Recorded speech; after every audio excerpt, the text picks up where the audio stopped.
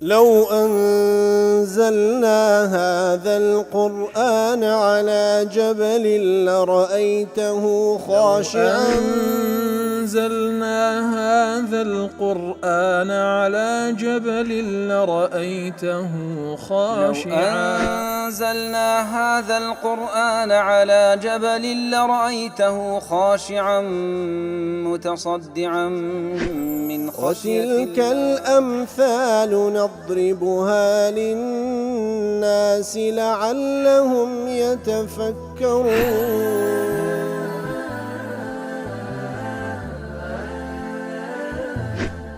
الحمد لله والصلاة والسلام على رسول الله وعلى آله وصحبه ومن والاه. السلام عليكم ورحمة الله. برزان خوش حالم لوانه 694 لوانه كاين تفسير قرآني بيروز بيم وخزمتان بما بس رزامد رب العالمين وهي وادان مئوي آز السودي لور بقرن. أعوذ بالله من الشيطان الرجيم. بسم الله الرحمن الرحيم. إن الذين فرقوا دينهم وكانوا شيعا لست منهم في شيء إنما أمرهم إلى الله ثم ينبئهم بما كانوا يفعلون. بالخوش يستمعوا كلواني رابردوش لخصم دوات بيروزة دابوين رب العالمين دفرمي بيقمان أوانيك ودين كان تفرق بيكردو بونا كتلة كتلة أوانا لست منهم في شيء يا رسول الله أتلواني إنما أمرهم إلى الله إتر أوانا عاقبتي كارو كردو كانيان لولا إخوة دقريتو رب العالمين بيان رادقيني بما كانوا يفعلون أوانا تسيان دكردو خريشي تسبون بريتر لا تفسير أواتي وكولواني رابطش لخزمتي دابون حديث يشان نايت وزانيان كإمام الترمذي وأبو داود وابن ماجه وإمام أحمد رواتيان كذا أو في كري مالكي أشجعي دجاري تودفرن بيام صلى الله عليه وسلم فرموي لا يحملن شرار هذه الأمة على سنن الذين خلوا من قبلهم من أهل الكتاب تفرمي أوانيك لا يحملن شرار هذه الأمة على سنن الذين خلوا من قبلهم من أهل الكتاب كواتا خرابتريني أو أمتا لسر سنن سنني أواني بيشوي خويان درون لسر ريشوني أواني بيش خويان درون لأهل كتاب واتا لا يهود ولا نصارى كان تساولا وان دكنوا خرابكاني أو أمتا تساولا أهلي قمراء بابنين أهلي قمراء وأهلي تفرقي أهلي كتاب بيش خويان دكنوا كوا زولكو ديانا وكذا فرمي حذو القذة بالقذة واتا حذوة وكو أوي قذة بالقذة قذة بالضبط وكو زانان دفرمون ريش السهم واتكو كاتك تيرو كوان هي أو تيرا السهم يشلدوها هي براموتي يشلدوها هي كو أو براموتي بدواي تيرا كذا دروا يتر خرابكاركاني أو أمتا بدواي قمراكاني زولكو ديانا دادرون بالضبط لدواي أوان درون بل أوزوك دفرمي حتى إن كان منهم من أتى أمه علانية لكان في أمتي من يصنع ذلك. سبحان الله. دفرمي حتى أجر يقلوان لجولك وديانا كان أجر يقلوان بأشكرا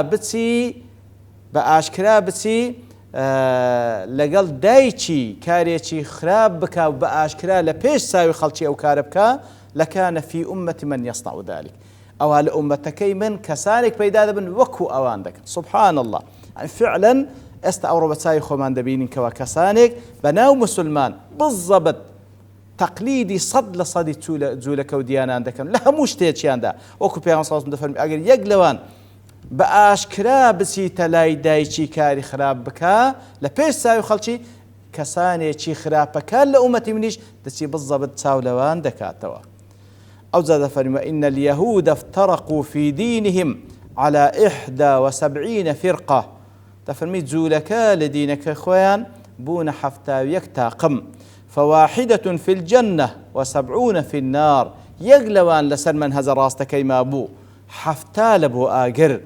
وإن النصارى افترقوا في دينهم على 72 فرقة نصرانيا كانيش بون حفتا ودو فرقة وتاقم ف71 في النار و1 في الجنة حفتاوية شان برو آقر أو تريان تنها يكيشان لسدين صحيح برو بهشت والذي نفس محمد بيد. طبعا هو بيشي هاتني إسلام أنا بوشي وبوينا أجرنا هي سجل أنا لسر راستنا من اللي دوي هاتني بيان صلى الله عليه وسلم حتى أكو إيمان بشريعتك بيغمبر بين صلى الله عليه وسلم. طبعا بيشي هاتني إسلام أو أنا أو تفرقان تيكود أو زاد فرمي قسم بو ذاتيك ونفسي محمد بدسته صلى الله عليه وسلم لتفترقن هذه الأمة على 73 فرقة أو أمتين من جدبنس حفتا وسيتا قم واحدة في الجنة يقلوان لبهشتا 72 في النار حفتا ودوي ديكا لو لبناو لناو أو أمتين بلان بوينا حفتا وسي فرقة حفتا ودويان برو آقر يشيان تنها برو بهشت وهي الجماعة أويشيان جماعة قتيان من هي يا رسول الله أو جماعة تشين كوادسنا بهشت قال ما أنا عليه وأصحابي ما أنا عليه وأصحابي أواني كوا لسر أو من هزدان كوا مني لسر وهروها أصحابي لسر كوا تأقردتي وبزاين داخل لازمني أو تاقمي كوا برو بهجدتي دوري لو حفتا ودو تاقمي برو جهنم درون تمشي حالي خود بك لسر أو من هزي كوا رسول الله لسريتي صلى الله عليه وسلم لسر أو من هزيك وأصحاب لسرينا يان جياوازي لوان زوكو زانان الجماعة أي أهل القرآن والحديث والفقه والعلم أوانك أهل قرآن أهل حديث أهل فقه وعلما الذين اجتمعوا على اتباع آثاره صلى الله عليه وسلم أوانك وكوبين ولسر شوين كوتني بيغمبر صلى الله عليه وسلم في جميع الأحوال كلها لهمو كارو كرده وكان شوي كوتي بيغمبر صلى الله عليه وسلم ولم يبتدعوا بالتحريف والتغيير بهيج شويك أو دينيان انحراف بين كرديا نانغوريا بدعيان نهنايا ولم يبدلوا بالآراء الفاسدة وهروها ديني بيغمبر صلى الله عليه وسلم نغوريتو بآرائك ودول لآراء بيغمبر صلى الله عليه وسلم وكو لعوني معبود بوشي ليش الداتوا كواتب راستي زۆر گرنگە خۆشەویستان ئەو دینداریە کە دەیکەیت بزانی داخوا ئالای خوای گەورە ئەو دینە دینێکی مەقبولە ئایا لە ضمنی ئەو کەسانەی کەوا لە ڕۆژی قیامەت ئەو دینە بەهانات دێتن و بەرەو بەهەشتت دەبا یان خوا نەخواستە لەو کەسانەی کەوا عاملەة ناصبە تەصلا نارا حامیە کارت کردیە ماندی بووی بەڵام مەسیر بەرەو جەهەنەمە بە چ دەزانی قرآن السنة من هي قرآن السنة أو ترازو ميزانيك لا إخوة معتبرة سبحانه وتعالى يترخوت هل سنجينا بقرآن وبالسنة بزان دا أخوة فعلا متبع قرآن السنة يعني مخالف قرآن السنة الرأي خوت وغيري خوت ببيش قرآن السنة يخستيا يعني بابندي بقرآن وبالسنة زور قرنقة يتر أوندش لطاقة إنسان داهية شوين كوتي قرآن السنة أو هندي كوا لوي بديار كوتي كوا الحمد لله زور واضحة زور رون وأشكرها هيت كسيق نالي سرم ليشيوايا هيت كسيق نالي سرم ليشيوايا قرآن السنة زور واضحة راست أنواع خلق ادعاء إسلامتي ذكاء أنواع أفكار أنواع فرقة أنواع طاقم هر هموشي دالي أمر راستم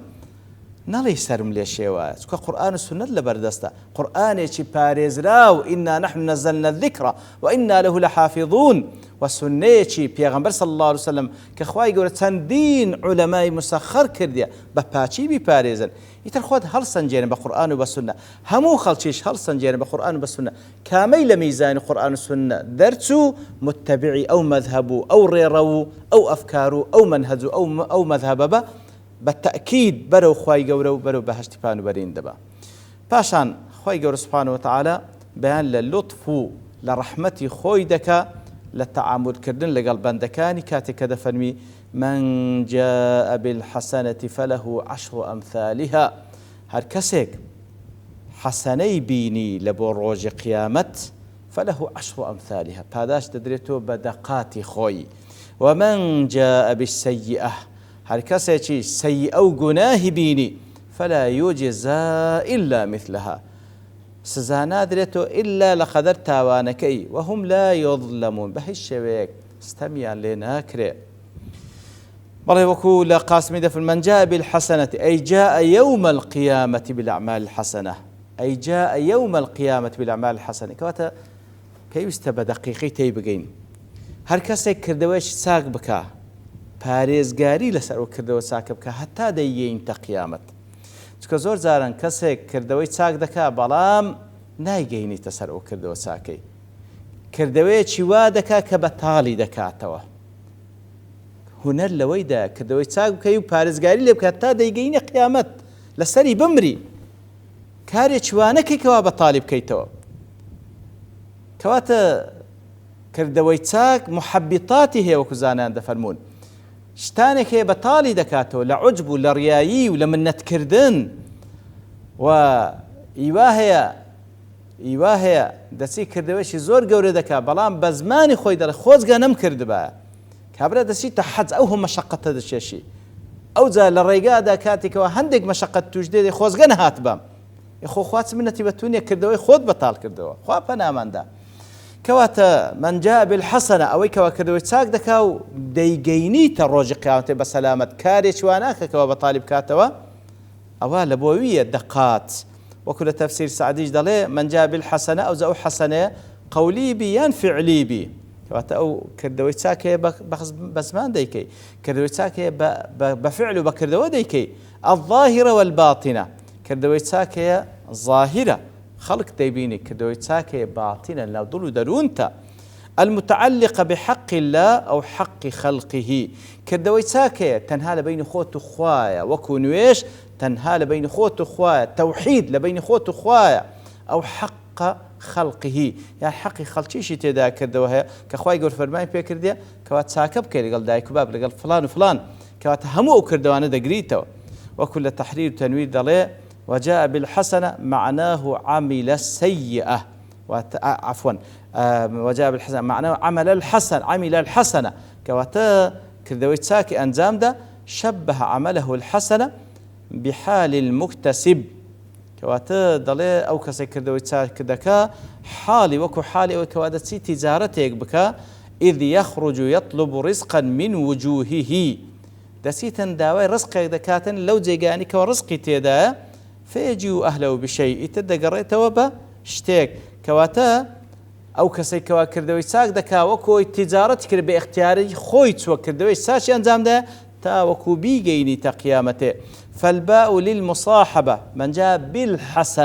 بالحسنة باء كلمة مصاحبة واتا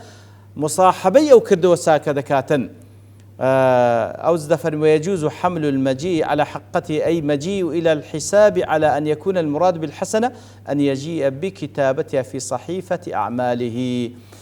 كواتاو كساو كردو تاكي كردية وكوت ما بارزقاي لسر بكاو لبرايو كردو كاني نوسرابي ورشنا كرابتو شتي شواي بسردانهات بكوا كردو تاكي رش كرابتو حتى ديجينيتا روج قيامة هركاسيك بوشوي كردو تاكي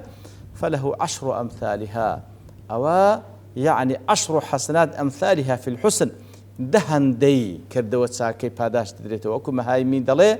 كمن أهدى إلى سلطان عنقود عنب وكو كسك لبون منى وشيك تري بكات هدية لبو سلطانك ود صلاة دارك يعطيه بما يليق بسلطنته لا قيمة العنقود كسك وشيك تري بكات هدية لبو د صلاة دارك أو د صلاة دارا نقيمتي وشيتري كي بداتو أو كوا لخوي دوشيتو باداش داتو زور زيات اللو والشي كوا أوهي بهدي هنات إتل ولا المثل الأعلى خواي يقول سبحانه وتعالى كاتكوا حسنيك دكي وديجيني قيامة دقيق خدمة رب العالمين مقابل بو حسنيك حسنات بلكو باداش داتو لقدر عظمته كرم سخاوتي خوي والعشر أقل ما وعد من الأضعاف إتر أو اللي يردا باسي دكا كم ترين باداش خواهي يقول يك بدد الداتوا وجاء الوعد ب70 حفتاش هي حفصتيش هي بلكو بغير حسابش هي لويا قلت المراد بذكر العشر بيان الكثرة لا الحصر في العدد الخاص لويا هندق لزان دفرمون أو اللي يردا باسي لذكر دي ما بس تيدا كم ترين عددا واتب زور زيات ريج ديدريتوا ليردا محصورني بدا بلكو وكل زي قايد كخواي جور سبحانه وتعالى باسي حفتا وحفصته باسي بغير حساب شي كرديو هر اوشلا كرم وسخاوة رب العالمين دوشيتو إتر آتك اشتتري تدا ما باسي بكين فالله نبرتوابوني كاد دوستين ببشتوها رب العالمين لواني داهتو دينو خزمتي وصلى الله وسلم على نبينا محمد وعلى آله وصحبه أجمعين وآخر دعوانا الحمد لله رب العالمين. لو أنزلنا هذا القرآن على جبل لرأيته خاشعا أنزلنا هذا القرآن على جبل لرأيته خاشعا أنزلنا هذا القرآن على جبل لرأيته خاشعا متصدعا من خشية الله. وتلك الأمثال نضربها للناس لعلهم يتفكرون.